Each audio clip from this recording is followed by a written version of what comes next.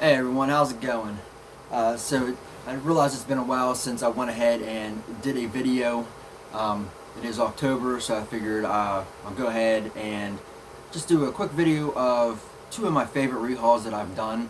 Um, Another concept mask that I put together, as well as you probably noticed the 18-inch NECA Michael Myers. So I'm going to take him because he's very top heavy. I'm going to go ahead and set him down here for a minute.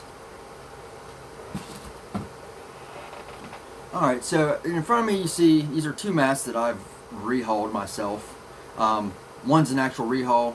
It's the Trick or Treat Studios 2018 mask, which you might have seen in a few videos or pictures, depending on where you follow me. And this one is actually it was an independent sculpt. I may have done a video on this already. I'm not 100% sure. Forget the person's name, but is Anita Horror Masks. So I think it was around $40 just for the blank itself. It's the same blank. Now that I think about it, I think I did a video on it, but it is the same blank as what my Campfire Killer mannequin is. I just love the fit of it and how thick it is, so I got it and I finished it up. So I'm going to start with that one. I'm going to go ahead and put him down. So with this mask, my idea was just basically keep it clean. It was very simple, and had the cheek curves to it, and it just has these little I don't know if we'll be able to pick it up with the lighting, but just a little bit of brow definition just at the bottom. Unlike the TOT 78 or some masks where the brow goes the whole way up, it kind of stops right here on both sides. The eyes might be a little smaller than what a lot of fans would like, but I think it gives it that a specific look to it. Let's just give you some shots. Now, like I said, this was completely a blank, and I don't know if you can see it here. If I can get a nice close-up, it's very thick, which I like a lot. This is probably going to be the mask that I wear on Halloween night. I think I decided it. Really all I did for this one was I started with of course, painted the whole thing with the skin tone, which I do all my painting with brushes. I do have a airbrush, but I'm not very good at it. It always gets clogged up. I get frustrated. I did this mask in a day. The paint job and everything like that in a day. And the herring. So I can complete a mask for the most part in a day. I don't want to, I have enough cups and stuff where I just keep filling up different paints and I don't have to worry about changing out colors and stuff and making sure that airbrush is clear, so I just do it with the brushes. This was a raw pull. I didn't even bother going ahead and taking out the I don't know if you can see it right there, some of the little latex spots. I left it on there because the original mask was back in '78. In 1978, I can't see the technology being that great, so I'm sure a lot of masks back in the day would have them little imperfections. So on my Michael Myers mask, especially the original ones that I want to don the '78 era, I do like imperfections to it. I don't want it smooth. I want it kind of bumpy. So of course I did the skin tone, then I went ahead and did the white. I think originally I did more of an ivory. So most lighting kind of looked like a yellowish tone to it. I did go ahead and use glue for the glue lines, and I have a little bit of hair speckled in there a little bit, but I did that. And then I went ahead and did some of my shading. I did have more shading on it originally. It came up, I think, up here on both sides. But for my shading, I don't know, I'm not the greatest at it. I do a little bit of mixture of it. I start off with a I don't know, I thought I had it right here with me. A charcoal stick, rub it on paper, dip the brush in the charcoal and go over it.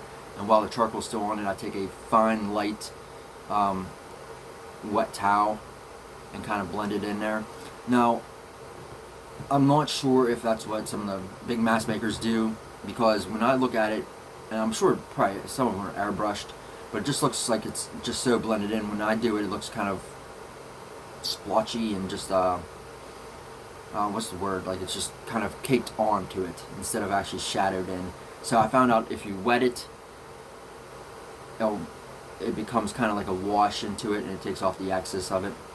And I also go over it again with some like a regular acrylic black paint, and wash it as well off. So that's what I did. Some up here, to both sides, in the ears. Some dirt down here. But then usually after I go ahead and do that, because I want my shadowing to be kind of, subtle, I go ahead with a very light liquid latex of whatever color the mask is, and I go over it again. So that way there's the shading, and then there's a thin layer or two of liquid latex and acrylic paint mixed with water, so it kind of hides if anything pops out and is real dark. That kind of shadows it in. For this mask, like I said, it was yellow originally. I think I did the shading in one light coat of latex, but then I got because we're running out of paints and stuff, and I want to get this done. So then I did go ahead and get some satin finish white, and I went over the mask completely again. So at this time, underneath this white is a ivory type, and then the skin tone, which in different lighting, really there's times you can see kind of glimpses through to the yellowish, which is I think is really nice. The hair, I did myself. It was the last bit of hair I had from my crepe wool. So I didn't have much actually. So it wasn't your typical, I did enough to get the hairline, and on the back, I had just enough to go ahead and finish them. And then of course, I got gotta get the curly cues in there. And then I think about a week or two later, I got some black spray paint and just spray painted the top of it, so the hair doesn't go anywhere. I know some people that like their hair on mask where they can style it, soft stuff. Me, I like my hair hard. I mean, it's soft like hair, but it's same thing as if you put spray paint in spray in your hair. It gets hard, because this way I can move them around. And the only things that are really going to move are these little flares, but you can put them right back to where you need them. But as far as this part is, I can push on it, it's going to puff right back up. I can pull on it, it's going to go right back to where it needs to go, and it stays. So I didn't come up with the name of this one. I just really like the sculpt of it. I love the fit. It fits my head perfectly. I don't have to wear any beanies or anything like that, and it's actually real tight on my face, so I do like that. I will go ahead and wear this on Halloween this year. I will have a stocking over my face to black out the eyes a little bit. So there's that one. So I'm going to set him down. And then this one, you might see it in my case, some pictures. This is my TOTS 18 mask. You've probably seen in some of my other videos, I've done a few of them. And they just, these lines, I don't have a steady hand. I like to do things real heavy. Every time I did a mask, it seemed like the lines got heavier and heavier and darker and darker. They look dark here in the light, but I can assure you, sitting out here in normal light in the case, they're very subtle. So this one is, I don't know if you can see all the detail in it.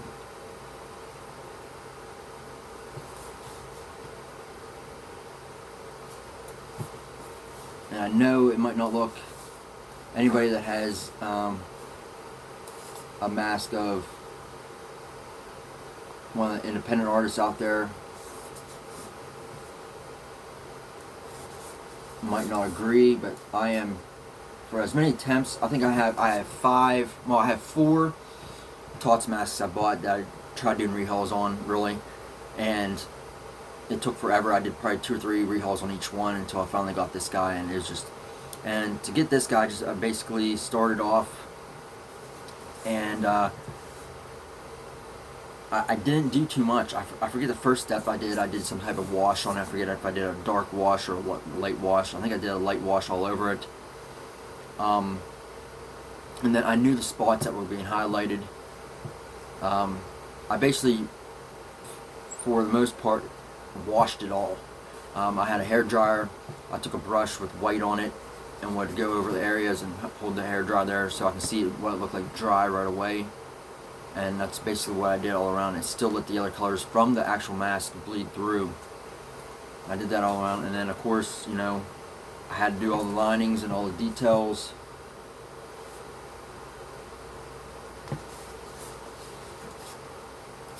I did those. And then I went ahead and I had some sponges. You can see it real well here.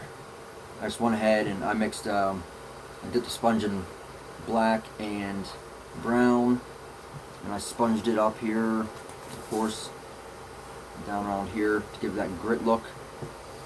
I do believe I went over once again with a light brown wash anywhere where there was scarring, so around here. I also have a little hint of dry brush yellow. Through barely faintly see it. And then the one thing I did that I don't think many people or anybody else did was, after the mask was complete, I went ahead and sealed it. And after it was sealed, I went ahead and put a layer or 2 of just plain clear latex on it, and I basically started ripping it off. And the reason I did that was there's some parts of it, like right here, where you can actually kind of lift up the latex that was the last layer, and it gives it that kind of look to it that, you know, latex is peeling. Has some down here by the lip. You can see that right there. That was actually intentional. So I can actually grab onto it and pull it if I wanted to. There's a lot of it in here. Like if you rub your hand over it, you can feel pieces of latex that are stuck onto it still. But I just wanted that kind of peeling, rotting latex off of the mask as well. The hair is stock. I may have, I'm looking at it, I think I did go ahead and rip off the very bottom layer of it. But the hair is stocked. Sprayed it down with a lot of water. And I took some glue, made a new hairline, and folded over the hair a little bit so it wasn't that. But this guy, you know, this is probably one of my first or second rehauls, but it took probably months to do. So this guy is one of my, what we used to say, grails.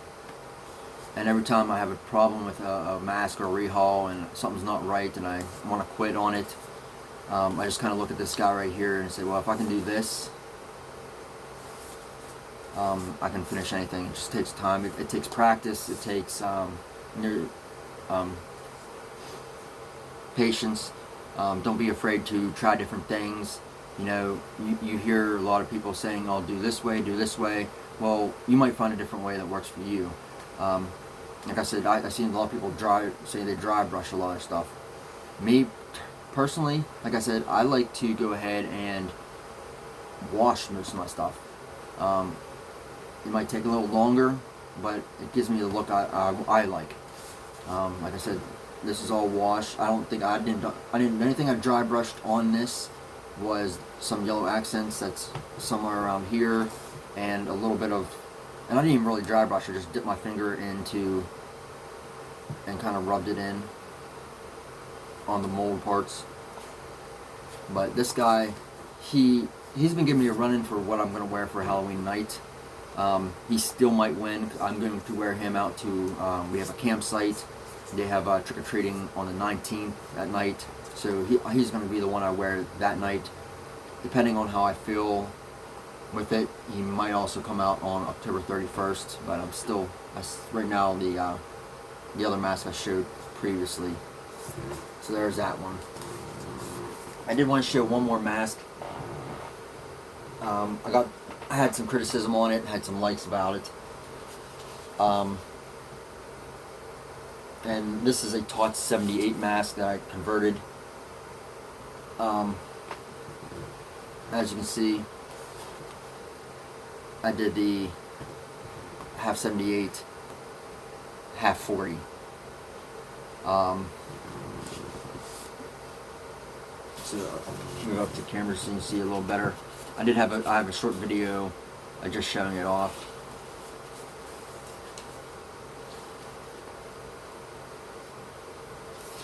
So basically, I'm going to start on the 78 side. 78 side's easy because it's a 78 mask, obviously. You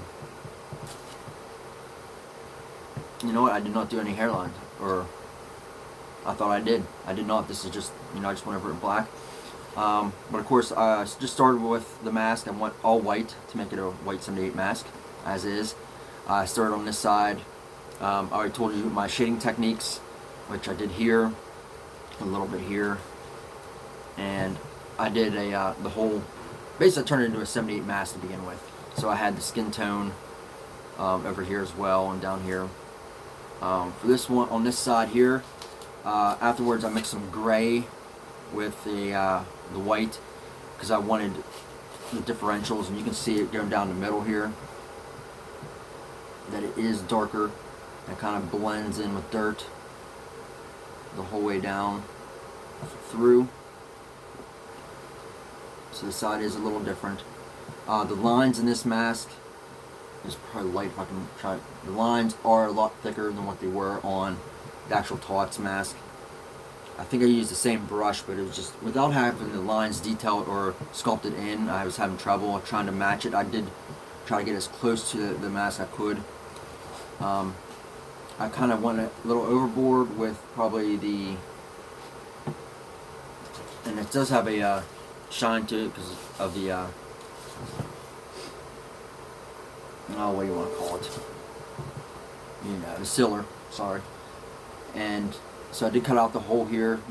All these marks right here, they're not indented like the TOTS 40 mask. I just had to go ahead and make that a real deep.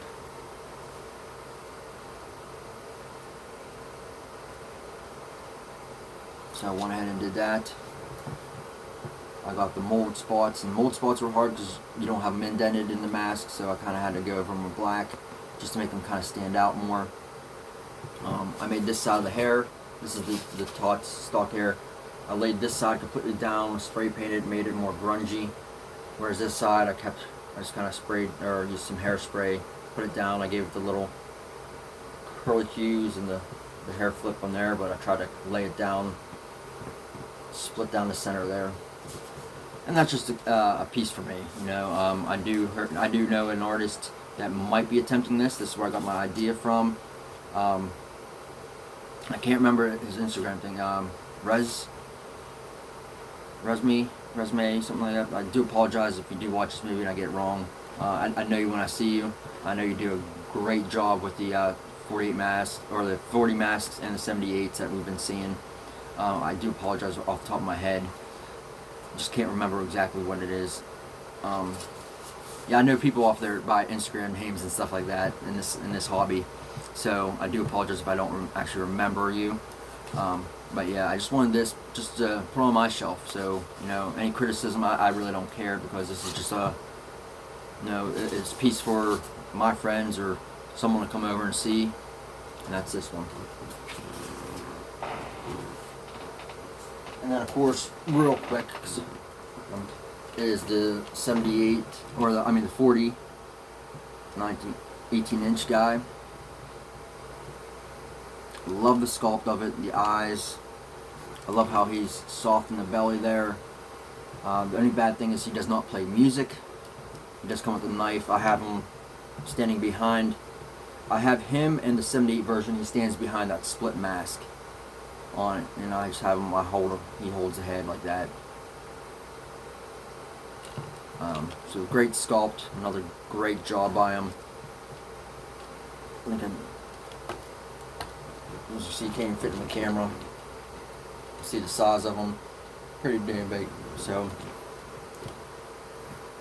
I'm still waiting on my Halloween 2 NECA, which I've seen people have already, why my the people I got it off of has not got it in yet or shipped out. This is October now, so we'll see. So once again, I just want to make a short video for you guys in the Halloween season. Just going over a few things. Right now, like I said, I'm saving up for a vacation coming up in April, so a lot of new stuff won't be coming up, but I might be coming up with different videos, dressed up or cosplaying or something like that. I think I just posted a video, check it out, of my one mannequin I put in the bay window downstairs in the bedroom for Halloween with some lights on. It's pretty cool. So thank you guys for watching. Like I always said, I do appreciate all the views. Comments. I had a comment today on Facebook where someone was talking about herring, and I was able to say, hey, I used Crep Roller's video on here, and he said he just watched one of my videos and that's where he got the inspiration from.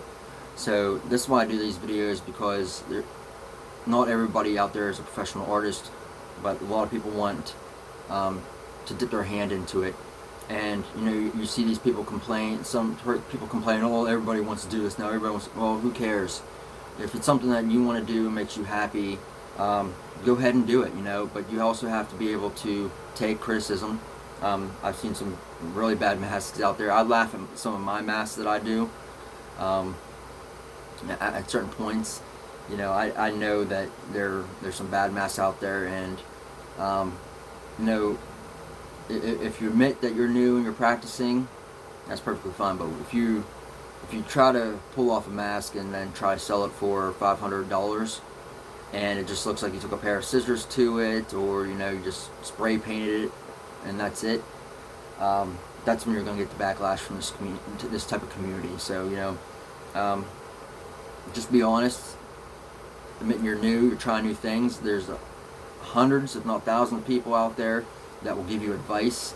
I can't tell you how many times I messaged people or just sent in the forums, hey, what do you do with this technique or this technique, or how do you do the hair, or this and that, and most of them will get back to you. So like I said, other than buying the mask itself, just get some brushes and some paint. The hardest thing probably to get is the latex, which you get offline at Amazon. Everything else you get at Walmart, and just sit down and start painting. So thank you very much, guys, for watching. Again, do appreciate it, like I said, and I hope to have a few more videos out before Halloween. I might have some funny cosplay videos there. I just got done weathering some coveralls. If you do follow me on Facebook or Instagram, I do have some pictures dressed. So thank you very much, guys, and have a great day.